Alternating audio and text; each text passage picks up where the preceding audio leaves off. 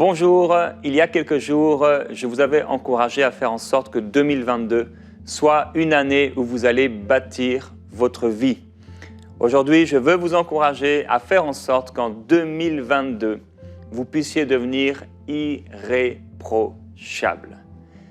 La sainteté est quelque chose d'extraordinaire. La sainteté est quelque chose de merveilleux. J'ai déjà partagé avec vous ce jour où je disais à mon ami Michael, on était en région parisienne, et l'esprit de sainteté était si fort en moi, et particulièrement pendant quelques jours, la présence du Saint-Esprit était si forte en moi que je me suis senti saint, tellement saint. C'est particulier comme expérience, l'expérience de la sainteté, l'expérience du Saint-Esprit. Être saint est quelque chose d'extraordinaire. Être revêtu de la sainteté de Dieu, la sainteté du Saint-Esprit, est quelque chose de merveilleux pour l'enfant de Dieu, pour le croyant, pour l'être humain, être touché par la sainteté de la présence glorieuse, extraordinaire de Dieu. Et je prie que cette sainteté puisse vous toucher de manière individuelle, de manière particulière, de manière tangible. Parce que lorsque on goûte à la sainteté de Dieu, on ne veut pas en sortir. Lorsqu'on a goûté à cette sainteté, lorsqu'on a goûté à cette gloire, on ne veut plus retourner en arrière. On ne veut pas être semblable à ce chien qui retourne à ce qu'il a vomi. On ne veut pas être semblable à ce porc qui va se vautrer dans la boue, mais nous voulons rester dans la sainteté. Et lorsque nous marchons et nous avançons avec le Seigneur et que nous découvrons sa merveilleuse sainteté et que nous avançons dans cette sainteté, on arrive à des étapes, comme des étapes de sainteté, un peu comme cette image de ce fleuve qui devient comme un torrent infranchissable du livre d'Ézéchiel. Et cette sainteté, on peut y avancer. On peut la découvrir, on peut pénétrer dans la sainteté, dans la présence de Dieu et être complètement transformé, changé, ivre dans la sainteté de Dieu, ivre dans la présence du Saint-Esprit, être tellement revêtu de la glorieuse présence de Jésus que nous ne voulons plus jamais retourner en arrière. Et nous faisons tout pour rester, pour demeurer dans la sainteté, dans la présence de Jésus, dans la présence de celui qui est saint. Il est 3 fois saint. Le Père est saint, le Fils est saint, l'Esprit de Dieu est saint. Dieu est 3 fois saint. Et je prie que vous puissiez goûter de plus en plus, frères et sœurs, à la sainteté merveilleuse de Jésus, à la sainteté merveilleuse du Père, à la sainteté de l'Esprit de Dieu. Alors en 2022, je prie que vous puissiez avoir une vie qui est irréprochable, que nous puissions ensemble aspirer, désirer, avancer dans cette sainteté, dans cette pureté. Et aujourd'hui, le verset de ce jour se trouve dans 1 Corinthiens chapitre 1 au verset 8. Il est écrit en parlant de Jésus, en parlant du Père et de la connaissance que nous avons du Seigneur. C'est lui aussi qui vous affermira jusqu'à la fin, pour que vous soyez irréprochables au jour de notre Seigneur Jésus-Christ. Alors, on a peut-être encore un peu de temps afin de parvenir à cet état, cette dimension d'être irréprochable, de la sainteté de Dieu, mais les temps sont courts et nous ne pouvons pas jouer avec la sainteté de Dieu. Je réalise de plus en plus que beaucoup de croyants sont tellement loin de ce que Dieu a en réserve pour eux. Dieu a en réserve pour nous tant de grâce, tant de bénédictions et on n'a pas encore goûté, on n'a pas encore creusé, on n'a pas encore vu, on n'a pas encore expérimenté tout ce qu'il y a en lui. Je suis certain que lorsqu'on va arriver au ciel et que là nous serons encore enseignés de Dieu, on va découvrir des choses qu'on aurait pu découvrir même ici. Et même si on n'aura pas de regrets, puisque tout sera parfait, mais s'il y avait eu la possibilité d'avoir du regret, on aurait tellement regretté de ne pas avoir creusé suffisamment et s'être accroché à la présence de Dieu. Je veux m'accrocher à la présence de Jésus. Je veux demeurer vraiment avec le Seigneur Jésus-Christ dans cet esprit de sainteté, demeurer dans la merveilleuse présence de Jésus. Et Paul dit que c'est lui, c'est Dieu le Père qui nous affermira et qui nous permettra d'être irréprochables. Le Seigneur nous appelle à être irréprochables. Dans le livre de Daniel, Daniel a une vision concernant la fin des temps et concernant la révélation de Jésus-Christ. Et il dit à un moment, pendant qu'il regardait la vision et qu'il cherchait à la comprendre, « Voici se tenait devant moi quelqu'un qui avait l'apparence d'un homme. Et j'entendis une voix d'homme au milieu de l'oulaï, il cria, « Gabriel, fais comprendre la vision à celui-ci. » Et alors cet ange vint alors près de la place où j'étais. À son approche, je fus effrayé. Je tombais la face contre terre. Il me dit, « Comprends, fils d'homme, car la vision est pour le temps de la fin. » Comme il me parlait, comme l'ange parlait, je restais frappé d'étourdissement, la face contre terre. Il me toucha et me fit tenir debout à la place où je me trouvais. Daniel a expérimenté la visitation d'un ange, une vision céleste extraordinaire, et son corps n'a pas pu retenir, contenir, supporter la présence de Dieu au point où il s'est effondré comme évanoui sur le sol à cause de la merveilleuse présence de Dieu. Et il s'agissait d'un ange ici. Et on voit dans son livre plusieurs fois la présence de Dieu le toucher. À un moment, il voit une vision et les hommes qui sont à ses côtés ne voient pas cette vision, mais ils sont saisis d'une grande frayeur et ils prennent la fuite pour se cacher. Et il dit, je restais moi seul et je vis cette grande vision. Les forces me manquèrent, mon visage pâlit et fut décomposé et je n'eus plus aucune force. J'ai entendu le son de ses paroles et comme j'entendais le son de ses paroles, je fus frappé d'étourdissement, la face contre terre, à nouveau, quand la présence de Dieu se manifeste. Quand l'ange de Dieu, qui est bien inférieur à la gloire du Père, se manifeste, il est frappé, il tombe comme évanoui. Et voici qu'une main me toucha et me mit tout tremblant sur mes genoux et les paumes de mes mains. Quelle gloire extraordinaire! Il dira encore, pendant que je regardais, pendant que l'on plaçait des trônes, l'ancien des jours s'assit. Son vêtement était blanc comme la neige, et les cheveux de sa tête purs comme de la laine. Son trône était comme des flammes de feu, et les roues comme un feu ardent. Un fleuve de feu coulait et sortait de devant lui.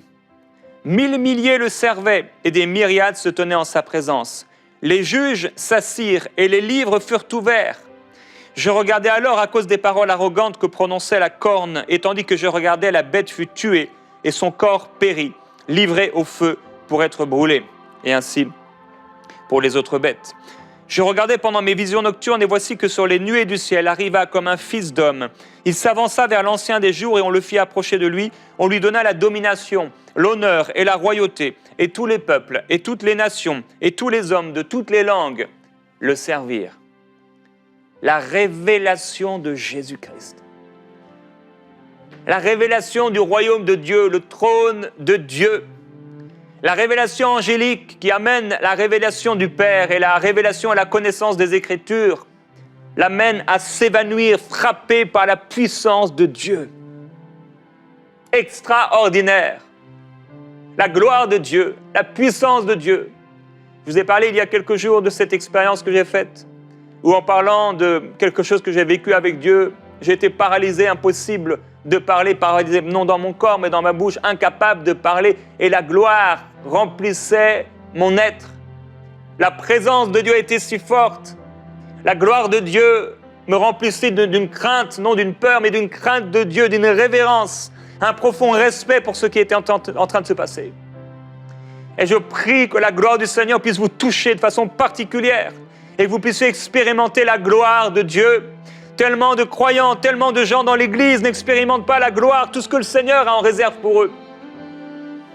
Et je prie qu'en cette année 2022, vous puissiez non seulement toucher comme cette femme qui a touché le bord du vêtement de Jésus et qui était toute craintive lorsque le Maître s'est retourné, mais que vous puissiez non seulement toucher, mais pénétrer la présence de Dieu, entrer dans le lieu très saint et être transformé, être changé, au point où votre corps sera visité par le Saint-Esprit, bouleversé par l'Esprit de Dieu, et que la sainteté de Dieu remplira tout votre être. Et si vous êtes saint comme il est saint, et vous êtes appelé à être saint comme il est saint, eh bien vous allez goûter à la sainteté de Dieu, la gloire de Dieu, la présence de Dieu. Vous ne voudrez pas faire le mal. Vous ne voudrez pas voler, vous ne voudrez pas tricher, vous ne voudrez pas regarder des choses impures, vous ne voudrez pas voler. Vous aurez envie juste d'une chose, la présence de Jésus. Et vous allez poursuivre la présence de Dieu. Et vous allez devenir par sa nature, par sa présence en vous, par l'influence du Saint-Esprit dans votre cœur et dans votre être, saint, irréprochable. La sainteté de Dieu, la gloire de Dieu. Dans une réunion, et ce sont des choses que je raconte peu, parce qu'elles sont saintes, dans une réunion, je fus comme paralysé, avec le bras étendu, pendant peut-être 1h30. La présence de Dieu était sur moi. La gloire de Dieu était là. Et quand la gloire de Dieu se manifeste, elle vient toujours avec une révélation. Elle vient toujours avec une parole. Partout où j'ai pu regarder dans les Écritures, j'ai vu qu'à chaque fois que la gloire de Dieu se manifeste, il y a toujours une parole qui est apportée. Quand Dieu nous touche de façon spéciale, c'est pour nous apporter sa parole. Et je prie qu'en 2022, la présence de Dieu, quelle que soit sa manifestation, puisse vous toucher. À la Pentecôte, ils ont vu comme des langues de feu. Et quand ces langues de feu se sont posées sur eux, il s'est passé quelque chose dans leur cœur. Mais non seulement dans leur cœur, mais dans leur corps. Leur bouche a été comme inondée d'huile, de miel, de la présence glorieuse de Dieu, au point où ils ont commencé à parler en d'autres langues, mais non seulement à parler en d'autres langues, mais à manifester plusieurs dons spirituels. Ils ont parlé diverses sortes de langues. Ils proclamaient les louanges de Dieu. Ils étaient remplis du Saint-Esprit. Certains ont reçu, ce jour-là, j'en suis certain, le don du ministère. Et il s'est passé des choses extraordinaires. Un réveil spirituel est né ce jour-là, attirant les foules. Et la présence de Dieu était tellement forte qu'on a cru qu'ils étaient ivres, certainement en train de tituber, certainement comme Daniel, tombant la face contre terre, prosterné, certainement en train de pleurer, et d'autres en train de rire sous la présence extraordinaire de Dieu. Quelle gloire! Merveilleuse gloire! Lorsque Jésus prend le contrôle, lorsqu'il prend la place. Mais il faut l'inviter, le rechercher, le poursuivre sa présence et lui laisser la place. Il faut lui laisser la place. Il faut l'inviter, il faut l'accueillir. N'attristez pas le Saint-Esprit de Dieu, pour lequel vous avez été scellés pour le jour de la rédemption. N'attristez pas le Saint-Esprit de Dieu, mes frères, mes sœurs. N'attristez pas le Saint-Esprit de Dieu. Vous savez, dans la vie de beaucoup de croyants, le Saint-Esprit a été si attristé qu'ils ne ressentent plus sa présence. Le Saint-Esprit a été si attristé, si méprisé, inconsidéré. Et vous savez, quand Jésus était sur la terre, il a été méprisé. Il a été rejeté. Il a été abandonné. Il a été inconsidéré. Et lorsqu'il a été considéré, c'était souvent pour les mauvaises choses. Parce qu'il donnait à manger, il multipliait la nourriture. Parce qu'il faisait des choses, mais pas pour qui il était. Et de la même façon, le Saint-Esprit est aujourd'hui inconsidéré par beaucoup de croyants, par l'Église. On oublie même sa présence. Et il est celui qui a été envoyé du Père par Jésus-Christ pour être avec nous. Le Saint-Esprit. Et ce Saint-Esprit, il y a comme en lui, le terme n'est pas forcément parfaitement juste, mais comme une fragilité, plutôt une sensibilité. Il ne peut supporter le péché. Il ne peut supporter l'impureté, il ne peut supporter la souillure, il ne peut supporter le mal. Jésus a parlé du Saint-Esprit de façon particulière. Et la parole nous encourage à ne pas l'attrister. N'attristez pas le Saint-Esprit de Dieu. Par la grâce de Dieu et par l'amour de Dieu, grâce à Dieu, il peut nous pardonner lorsqu'on l'a attristé. Mais pour cela, il faut à nouveau l'inviter, l'accueillir, l'honorer, le révérer, chercher sa présence. Pour cela, il faut se repentir régulièrement, et j'ai parlé dernièrement de s'humilier sous la puissante main de Dieu.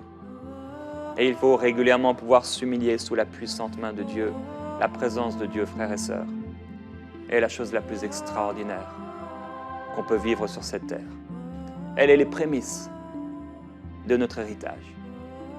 Elle est les prémices de notre réelle vie, parce que la vie qu'on vit aujourd'hui n'est qu'une poussière infime, une particule, une simple particule, comme un microbe, une particule par rapport à l'éternité. Notre vie sur la terre, elle a été décrite dans la parole comme un passage. Juste un passage, on passe.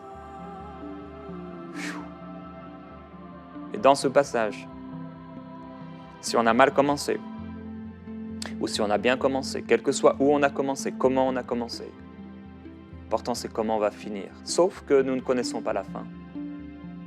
Nous ne savons pas quand viendra la fin.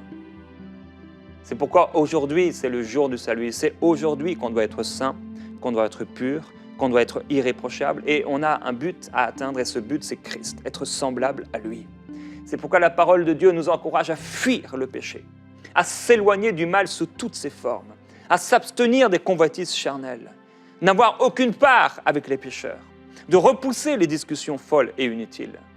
Alors oui, pour que le vin nouveau vienne dans le corps, le temple que nous sommes, on doit changer à l'intérieur. À l'intérieur.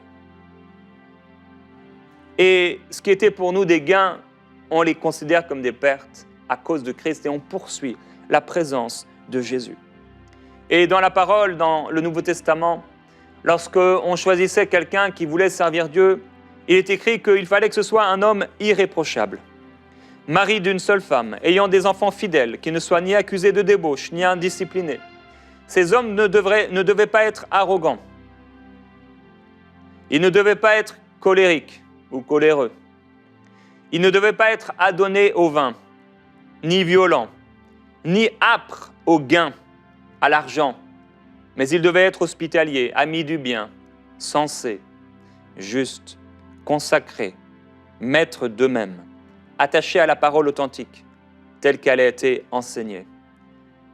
Cette semaine, la série que je vous propose, c'est « Tu n'es pas seul ».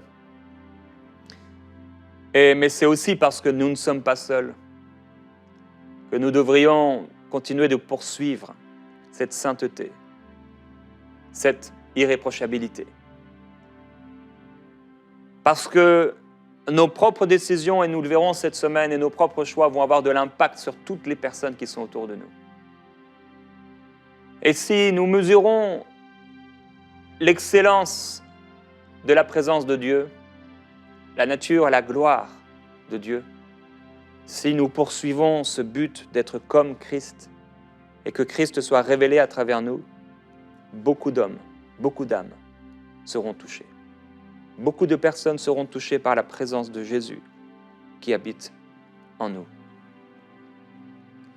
Dans 1 Corinthiens, au chapitre 5, l'apôtre Paul a l'air comme fâché. En tout cas, il est choqué, effaré par rapport au péché qui se manifeste au sein de l'Église. Et il dit, on entend parler constamment d'inconduite parmi vous. Et une inconduite telle qu'elle ne se retrouve même pas chez les païens, au point où l'un a la femme de son père. Et il dit, et vous êtes enflés d'orgueil, comment l'orgueil spirituel peut venir? Comment l'orgueil spirituel peut venir dans nos églises et dans nos vies alors qu'on vit n'importe comment? Comment on peut juger les autres alors que nous-mêmes, on vit n'importe comment? Et il dit, mais ne savez-vous pas qu'un peu de levain fait lever toute la pâte? Purifiez-vous du vieux levain, afin que vous soyez une pâte nouvelle. Et il dit, ce que je vous ai écrit, c'est de ne pas avoir de relation avec quelqu'un qui, en se nommant frère, serait débauché, cupide, idolâtre, insulteur, ivrogne, accapareur, de ne pas même manger avec un tel homme. Et il dira encore, le corps n'est pas pour l'inconduite. Ne savez-vous pas que les injustes n'hériteront pas le royaume de Dieu? Ne vous y trompez pas. Il dit, ne vous y trompez pas, ni les débauchés, ni les idolâtres, ni les adultères, ni les dépravés, ni les homosexuels, ni les voleurs, ni les cupides, ni les ivrognes, ni les insulteurs, ni les accapareurs n'hériteront le royaume de Dieu. Et c'est là ce que vous étiez au passé, quelques-uns d'entre vous. Mais vous avez été lavés, mais vous avez été sanctifiés, mais vous avez été justifiés au nom du Seigneur Jésus-Christ et par l'Esprit de notre Dieu. Et il parlera de ce corps qui est pour le Seigneur. Je prie que la glorieuse sainteté de Dieu vous touche de manière particulière. Plusieurs déjà vous avez expérimenté depuis le début de cette émission la présence de Dieu qui vous a touché d'une façon spéciale. Le Saint-Esprit veut être révéré afin de révéler Christ. Que vous puissiez maintenant, dans ce temps de prière, désirer la présence de Jésus, aspirer à marcher d'une manière droite et sainte. Seigneur, merci.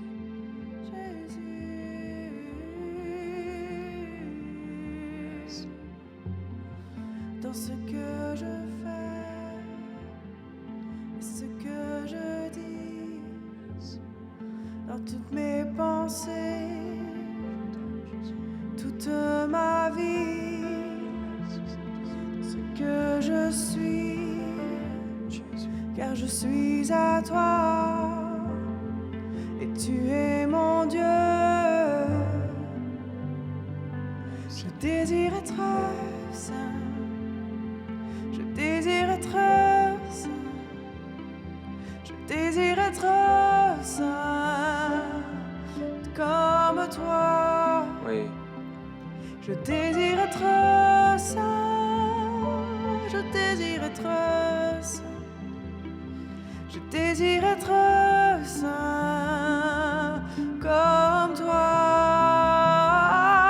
Je désire être saint, je désire être saint, je désire être saint, comme toi. Je désire être saint, je désire être saint, je désire être saint, Jésus. comme toi. Seigneur, merci. Père, je t'adore et je te glorifie. Je prie pour ton peuple, qu'il puisse goûter à ta sainteté. Ta gloire est si sainte et si honorable que tu caches, tu la caches et seuls ceux qui te craignent et qui soupirent, qui désirent, peuvent la rencontrer, en être touchés, en être visités. Tu as caché ces choses aux sages et aux intelligents, mais tu les révèles aux enfants. Et Père, je prie pour ton peuple, que l'œuvre de sanctification en eux que tu fais ne soit pas arrêtée, limitée, bloquée par la chair, par des œuvres charnelles, par le péché, qui peut envelopper facilement nos vies. Je prie que tu trouves un peuple mis à part, et tu le trouveras. Un peuple qui se met à part et qui se consacre afin de conserver cette relation avec toi, afin de protéger ce lieu très saint, cette arche de Dieu, cette gloire de Dieu. Père, je prie, touche ton peuple avec ta gloire. Révèle cette gloire. Viens ouvrir l'entendement et la vision à ton peuple, afin que lorsque, comme Daniel, ses yeux se sont ouverts, il a été impacté, il a été touché profondément, marqué à tout jamais de ces visitations. Et Père, je prie que quelqu'un soit marqué à tout jamais, à cause d'une rencontre si sainte. Et Père, s'il y a dans ce monde des hommes qui peuvent travailler pendant des années pour un sprint, pour une compétition, pour un diplôme, Père, nous voulons nous consacrer et nous mettre à part pour la rencontre que nous allons faire avec toi, qui est bien plus grande qu'aucune récompense humaine. Père, nous voulons recevoir cette couronne dans ta présence et la jeter à tes pieds, nous prosternant dans ta présence. Nous voulons être irréprochables. Nous voulons être saints. Nous voulons que notre vie te soit consacrée, qu'elle te plaise, qu'elle te soit agréable en tout point. Nous voulons non pas être des enfants qui font honte et des enfants qui apportent la fierté à leur Père. Père, nous voulons te glorifier, te servir et vivre avec toi. Merveilleux Saint-Esprit, nous ne voulons pas t'attrister. Pardonne-nous si nous t'avons attristé. Pardonne-nous de ce que nous t'avons attristé. Et Saint-Esprit, prends la place. Remplis-nous. Touche-nous. Saint-Esprit, viens sur quelqu'un maintenant. Et visite-le. Visite-le par ton feu. Que ce fleuve de feu purifie et sanctifie. Que ce fleuve de feu vienne maintenant dans son cœur. Au nom de Jésus. Et que l'œuvre de sanctification, de sainteté soit opérante dans sa vie. Au nom de Jésus-Christ.